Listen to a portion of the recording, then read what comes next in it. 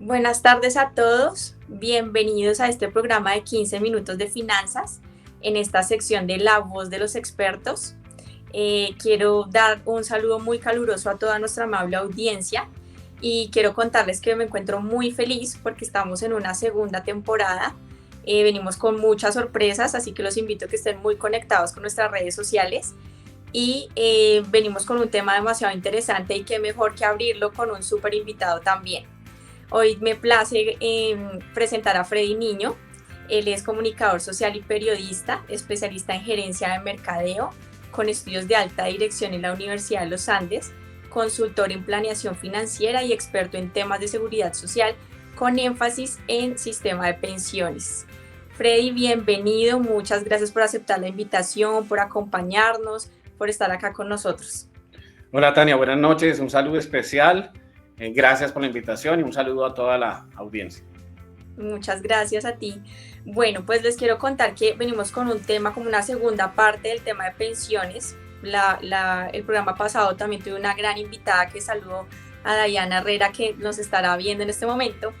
Y traigo a colación aquí un tema bien interesante que quisiera que nos contaras, Freddy, es el origen de la crisis pensional, de la que tanto se habla y actualmente en Colombia, cómo está impactando. Bueno, Tania, muchas gracias de nuevo. Bueno, sé que el tiempo es reducido y voy a permitirme contar una historia que es bastante larga y lamentablemente pues bastante dura porque está impactando obviamente desde hace ya bastantes años para las generaciones que periódicamente van a acceder o se acercan a acceder al derecho a la pensión y las generaciones más jóvenes. Entonces el tema en Colombia pasa por lo siguiente, o sea, digamos que casi que la historia es un poquito macondiana y como tal quiero citar a García Márquez. Si ustedes recuerdan, el coronel no tiene quien le escriba, el coronel Buendía, esa famosa carta que él esperaba que le llegara, ¿cuál era? Era la carta de su pensión. Los primeros esquemas de pensión en Colombia se dieron para combatientes de la guerra de los 1000 días. Digamos que esas fueron como las raíces, la prehistoria del tema de pensiones. Ya más adelante, iniciando el siglo XX, digamos hace 100 años, la década de los 20 y demás, ya cuando el sector empresarial empezó a desarrollarse más, un trabajador en Colombia se jubilaba, no se pensionaba, se jubilaba al cumplir 20 años de trabajo en su empresa. Esas pensiones se llamaban de jubilación. ¿Quién se encargaba entonces de pagar esa jubilación? La misma empresa. Y esto obviamente, digamos, impactaba especialmente, o las empresas que tenían más músculo para esto, pues eran empresas grandes. Si tenemos un caso, Bavaria, los bancos, entidades públicas y demás. Pero con el paso del tiempo ustedes podrán interpretar que una empresa no iba a ser capaz de pagar pensiones vitalicias cada vez que un trabajador cumpliera 20 años de servicio, porque reitero que esa era la condición sin exigir edad. Entonces, imagínense eso, ya con el paso del tiempo, segunda mitad del siglo XX, el sector empresarial protestó, convocó al gobierno y dijo: usted invéntese de alguna manera un sistema para que esa carga prestacional tan alta nos queda aliviada. Y entonces fue así como, promediando los años 60, se creó en Colombia el llamado Instituto Colombiano de Seguridad Social, ICSS, una sigla que existió muy poco, después fue conocido como IS, Instituto de Seguro Social, y fue allí esa entidad en la que empezó a canalizar reportes de cotizaciones de trabajadores. Entonces, en consecuencia, digamos que es un sistema muy parecido al actual, en el sentido que un trabajador aporta mensualmente en un acuerdo con la empresa, y a partir de esos pagos va acumulando en su momento semanas para cumplir el derecho a pensión. Ya hice, aparte de los 20 años de servicio o 20 años de cotizaciones, ya se colocaban unas edades de referencia. Las primeras fueron 55 años de edad para hombres y 50 años de edad para las mujeres. ¿A qué quiero llegar? Los primeros regímenes de pensión en Colombia fueron muy favorables, fueron muy benéficos para la población que fue accediendo al derecho, y eso termina impactando en las reservas futuras, ¿sí? Porque el problema no solo es ese, el problema es que las entidades públicas, casi que cada entidad pública tenía un régimen especial de pensiones. La desaparecida Telecom, la desaparecida Postal, los desaparecidos ferrocarriles nacionales, y ni hablar de pensiones que se liquidan de manera extremadamente favorable. Algunas subsisten, altas cortes, Congreso de la República, entre otros. Todas esas cosas, más algunos regímenes especiales, en su momento Ecopetrol, el Magisterio, que estos últimos regímenes ya han venido siendo desmontados periódicamente, pues empezaron a generar un hueco en las finanzas futuras de pensión. Entonces, ya promediando el tiempo, alguien advertía que había que hacer modificaciones al sistema porque las reservas no iban a dar. Pero hay algo adicional y hay dos cosas claves que, desde mi entender, hacen que el sistema haya arrancado mal y con pérdidas. Es lo siguiente: en el año 66, cuando arranca el Seguro Social, la cotización pensional, Tania, que hoy sabes que una parte la asume la empresa, otra parte la asume el trabajador, o el 100% del trabajador si es independiente.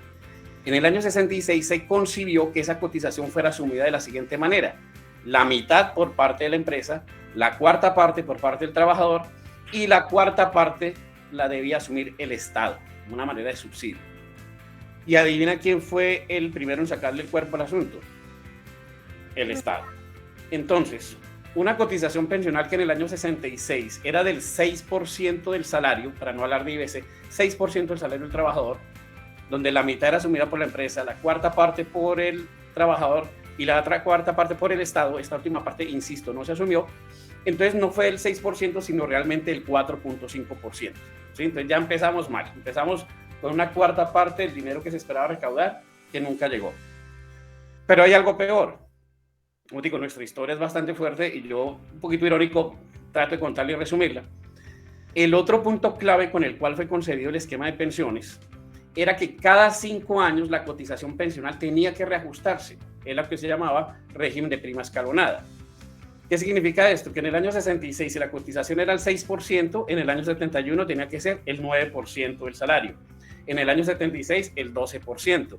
En el año 81, el 15%. Quiero hacerte una pregunta por si la recuerdas. ¿En cuánto está la cotización pensional hoy? ¿O cuánto aportamos hoy? Si lo recuerdas. Dios, no, dime tú. Vale, 16%. 16% del salario hoy. Y estamos en el 2022. La cotización pensional de hoy casi que es la cotización o la tarifa que tenía que estar vigente en 1981. Estoy hablando de hace más de 40 años. Y si a eso le agregamos que en el 86 entonces tendría que ser del 18 y así sucesivamente, ¿sí? Lo que se proyectaba era que a finales del siglo pasado la cotización pensional se acercara a ser por lo menos del 28 o 30% del salario de un trabajador. Hablar de eso hoy suena absurdo, suena bastante, pues no sería muy amigable, digamos, para el aparato empresarial y a los trabajadores. Pero si se hubiera hecho con base en la proyección con que nació el sistema, se entendería, porque así lo hicieron muchos países. Colombia es uno de los países que tiene la tarifa de cotización pensional más baja en América Latina. En Bolivia, en El Salvador, en economías que no son tan fuertes, ¿sí? Porque aparentemente son más débiles, las cotizaciones pensionales, las tarifas son del 28-30%. Para citar solo ejemplos cercanos, el caso de Perú, 27%. Entonces, fíjate eso, empezamos mal, empezamos con regímenes pensionales que le exigían poco comparado con hoy a un trabajador para acceder al derecho: 20 años de servicio, en algunos casos 10 años de servicio. Y la otra parte era cómo se liquidaba la pensión.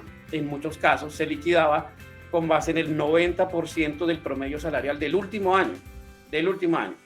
Y si era un trabajador oficial o servidor público, se le adicionaba no solo su salario básico, sino una cantidad de elementos constitutivos de salario que se consideraban base para cotizar a Seguridad Social o para efectos prestacionales. Entonces, fíjate el tema: beneficios exagerados, un sistema que empezó a pérdida porque el Estado no asumió su parte y tampoco se reajustó nunca la cotización pensional. Esa cotización que arrancó realmente en el 4.5% se mantuvo hasta los años 80. ¿Por qué el Estado no hizo eso? ¿Por qué? Porque el gobierno de turno le pasaba el balón al siguiente y decía: yo que voy a reajustar la cotización de pensiones, eso no me va a dar votos, perderé las elecciones. Y se las pasaba al siguiente y al siguiente y al siguiente. Y esa irresponsabilidad y falta de compromiso en el manejo del Estado, hablo de Estado a nivel general para no hablar aquí de partidos ni nada de esas cosas, pues ha redundado en un sistema pensional con unas reservas cada vez más críticas. Pero hay algo adicional, otro tema, y voy con algunos números y algunas cifras. En Colombia somos hoy 50 millones, más o menos 50 millones 400 mil ciudadanos, habitantes colombianos en Colombia. De esos, un poquito más de 38 millones se consideran población económicamente activa. ¿Qué es población económicamente activa? Una persona que desarrolla una actividad. Entonces aquí no estoy hablando de personas con contrato de trabajo, no. Aquí están, aparte de las personas que felizmente están vinculadas laboralmente con sus prestaciones, aparecen los trabajadores independientes, los contratos por prestación de servicios, el señor vendedor ambulante que vende fruta en la calle, el señor que se la rebusca en un semáforo, el señor que vende helados en un parque. Población económicamente activa, 38 millones de los 50 millones de ciudadanos en Colombia. ¿Qué otro detalle? De esos, de la totalidad de la población colombiana, aproximadamente la mitad, 24 millones 800, están afiliados al Sistema General de Pensiones, básicamente Colpensiones y fondos privados de pensiones, ¿sí? Pero de esos 24 millones, más o menos 24 millones 800 mil, menos de 11 cotizan o se consideran afiliados cotizantes al sistema. ¿Sí me hago entender? De esos 11 millones, ¿qué es un afiliado cotizante en Colombia? Una persona que por lo menos tenga un aporte pensional dentro de los 6 meses anteriores a la medición. O sea, tampoco estamos hablando de personas que cotizan mes a mes rigurosamente. Y para rematar, tenemos 2.170.000 pensionados. Estas son cifras de Superfinanciera con corte a mayo de este año. Y de esos 2.170.000, la gran mayoría pues, son pensionados por el aparato estatal, entiéndase Colpensiones, y menos de 300.000 son pensionados de fondos privados. Esta última cifra incluye no solo pensionados por vejez, sino pensionados por invalidez o beneficiarios de pensión por muerte. Entonces, el otro punto, ¿cuál es? Paralelo con esto, hay un dato adicional que es preocupante. La tasa de natalidad, los aspectos demográficos en Colombia pues han sido cada vez más preocupantes. La población joven en Colombia ha disminuido. Hace un poquito, en 50 años, más o menos en 1975, más de la mitad de la población de Colombia no pasaba de los 24 años de edad. Hoy la mitad de la población colombiana, un poco más, hombres y mujeres, se encuentra en la franja entre 28 millones y 50 años, 28 años, perdón, y 50 años de edad. Entonces, a un país cada vez menos joven, con reservas pensionales que no se manejaron bien, con cotización pensional baja, pues el tema preocupa.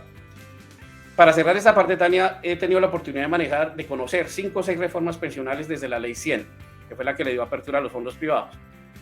5 o 6 reformas pensionales, y cada reforma pensional, lo digo medio coloquialmente, pero tristemente es cierto, cada reforma es peor que la anterior. Cada reforma que va a perseguir, pues exigir más condiciones de pensión y pagar pensiones más bajas. Entonces, para cerrar esa primera pregunta, que casi que es el grueso pues, de este espacio al que felizmente me invitaste, el tema de la crisis de pensión se deriva de un sistema que, digamos, no funcionó como fue concebido, la irresponsabilidad del Estado por asumir su parte y por proyectar las reservas que debían ser, el crecimiento de sistemas pensionales extremadamente favorables al comienzo, y también, lamentablemente, hay que decirlo, temas de corrupción y malos manejos. No voy a mencionar nombres, pero hubo presidentes del Seguro Social, entre comillas, que le echaron mano al dinero de las reservas pensionales para hacer cualquier cosa. Algunos se compró un avión privado, cosas de esas llegaron a pasar a finales de los 90. Entonces, desde ahí, desde el año 94, que se habla de la bomba pensional, de algo que hay que hacer para tratar de garantizarle la prestación a los ciudadanos más jóvenes. Actualmente el pasivo de pensiones, que no es solo Colpensiones, sino hablo del Congreso, hablo del Magisterio, de las fuerzas militares, que son regímenes especiales, el pasivo pensional pasa del 220% del PIB en Colombia. Y hablando un poquito y enlazando un poquito con el tema tributario, la reforma tributaria que hoy se presentó ya a ponencia, y reformas tributarias que cada año se radican, el tema de pensiones se gasta por lo menos el 25-30% del recaudo tributario del Estado, y eso ha pasado en los últimos 20 años y son cifras de FEDesarrollo. Entonces el tema es preocupante. Eso, digamos, creo que esto responde un poco a la pregunta, ¿por qué la crisis pensional? Por situaciones como las que te acabo de señalar. Sí, además que qué interesante ver cómo nos diste este resumen tan rápido históricamente, que nosotros a veces vemos las noticias y las cosas y no las entendemos cuando realmente hay toda una historia y unas cosas detrás de. Y pues ya que nos ilustraste también con todo esto que nos estás diciendo, ¿cómo tú ves ese tema de la próxima reforma pensional? ¿Quiere decir que podría ser un poco más desfavorable a la población colombiana? Lamentablemente sí. Mira, como digo, cada reforma es peor que la anterior, entendiendo obviamente los antecedentes que hemos tenido, ¿sí? El gobierno pasado y los gobiernos anteriores, la última gran reforma pensional se hizo en el año 2005, estamos hablando de hace más de 15 años, que fue el acto legislativo. Pero ya se hacía urgente del 2010 para acá una nueva reforma. En el cuatrienio pasado estaba contemplado, pero bueno, vino el tema de pandemia que obviamente afectó el aparato productivo, entonces era absurdo meterse a hablar de una reforma pensional ahí. Inevitablemente el gobierno actual lo tiene que hacer, ¿sí? Y eso no debe pasar del primer semestre del próximo año. Tuve la oportunidad de hablar con altos directivos de gremios y de Colpensiones, que es una entidad en la que tuve la oportunidad de trabajar, para decirles, bueno, ¿cuál es la propuesta del Estado? ¿Cuál es la propuesta de Colpensiones? Porque siempre se habla, hay que acabar con Colpensiones. Eso no va a pasar, eso no va a pasar. Pero, ¿qué va a pasar? ¿Qué puede pasar? Se habla mucho de un sistema de pilares. ¿Qué es eso? Que haya un pilar cero, un pilar básico, donde la población más vulnerable no llegue siquiera a una pensión, pero sea un beneficio económico periódico. Estamos hablando de programas como BEPS, que lo maneja Colpensiones. Un pilar 1, que es el pilar de pensión básica. Hay borradores en los que coinciden algunos gremios y la misma Colpensiones, en donde se habla que las personas que coticen hasta 2 salarios mínimos o sobre 2 salarios mínimos sigan en el régimen de Colpensiones. Y la otra, que las personas que tengan ingresos más altos, de 2 salarios mínimos hacia arriba, coticen una parte en Colpensiones, pero gran parte, la gran mayoría de su aporte vaya al esquema de ahorro individual. Hay un cuarto pilar, que es el pilar de pensiones voluntarias y otros elementos para ahorrar y tratar de proveer un mejor plan de retiro. Pero eso es borrador, eso existió en algunos países, pero lo que yo te diga, digamos en detalle, es mentira. Como te digo, ni siquiera se ha radicado el proyecto se va a someter a 4 debates en el Congreso, y así como pasó con el proyecto de reforma tributaria de hoy, que una cosa fue lo que pensó en su momento el presidente y el ministro de Hacienda Ocampo, y otra cosa lo que se está presentando hoy, previas observaciones de las partes afectadas. Sí, así es. Entonces, con base a eso, que a través de tu experiencia y precisamente tus conocimientos, ¿qué consejos nos brindarías para tratar de poder disfrutar de una pensión o un plan de retiro más favorable? Gracias. Mira, lo primero, y esto es un consejo que se le doy a todo el mundo siempre, revise su historia laboral a tiempo. Voy a contarlo a título personal. Mira, yo trabajé básicamente solo en fondos de pensiones y en Colpensiones. Y los mismos fondos de pensiones donde yo trabajaba y a los cuales cotizaba, a revisar mi historia laboral, me faltan semanas. Entonces, si eso me pasó a mí, digamos que no trabajaba en el mismo fondo en el que sí cotizaba, imagínate, hay millones de colombianos que tienen semanas por ahí que no aparecen, y puede ser con empresas que ya desaparecieron, que fueron fusionadas, que fueron compradas y demás. Entonces, primero, revisen su historia laboral y háganlo a tiempo. No esperen a llegar a los 55, 60 años de edad, ya con el tema va a ser demasiado tarde, para ir reconstruyendo su historia laboral y para que obviamente la pensión que vayan a recibir se liquide con base en su realidad laboral. Y el segundo consejo, ahorrar. Tomar un plan alterno de pensiones, sea un fondo voluntario de pensiones, sea un seguro de pensiones, pero hacer un ahorro paralelo. Hay diferentes planes que manejan compañías, no solo administradoras de pensiones, sino compañías de seguros, donde una persona puede ahorrar, entre más joven inicie su ahorro, más bajita va a ser su cuota mensual. En muchos casos, esos ahorros son ahorros cuya cuota no se incrementa a través del tiempo, y aparte de todo, aparte que ayudarían al futuro a tener un ahorro interesante para cerrar esa llamada brecha pensional, es decir, para que su plan de retiro sea más acorde con su nivel de vida, también le pueden ayudar en materia tributaria. Entonces es una manera inteligente de proyectar hacia el futuro un mejor plan de retiro, de tomar del mismo sector financiero y asegurador herramientas de planeación financiera que puedan garantizar un plan de retiro que sea mejor. Esté afiliado a Colpensiones o esté afiliado a un fondo privado, nunca de pensión va a recibir una mesada que sea equivalente al ingreso que devengó. Entonces es importante tener un ahorro paralelo. Qué bien, muchísimas gracias y gran consejo, realmente muchas gracias. Me encuentro muy feliz de que nos hayas acompañado el día de hoy. Espero tenerte nuevamente aquí en nuestro set de 15 minutos, La Voz de los Expertos. Y a todos les doy las gracias. Sabemos que este formato se hace un poco corto, pero pueden repetir el video, pueden compartirlo y saben que nos pueden contactar. Ya van a ver el número que tenemos para que nos contacten, nuestras redes sociales, para que se conecten todo el tiempo con nosotros. Traemos grandes cosas, así que no se la pueden perder. Y bueno, muchísimas gracias, Freddy. Que tengas una feliz noche y a todos, muchas gracias. Tania, muchas gracias por la invitación. Esto fue muy rápido Y bueno, me complace mucho haber hecho parte de tu espacio. Feliz noche a toda la audiencia y muchas gracias de nuevo por haberme invitado. Muchas gracias.